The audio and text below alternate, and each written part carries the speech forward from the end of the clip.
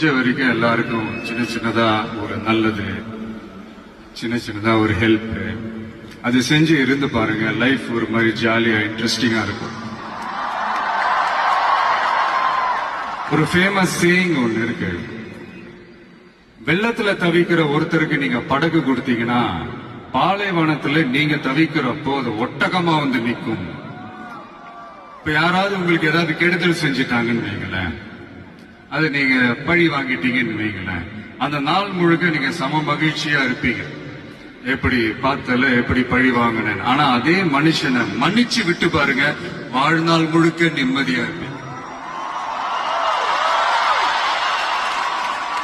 அதனால யாரையும் கஷ்டப்படுத்துறதுக்கோ, யாரையும் அவமானப்படுத்துறதுக்கோ, யாரையும் பழி வாங்குறதுக்கோ இல்லைங்க இந்த வாழ்க்கை.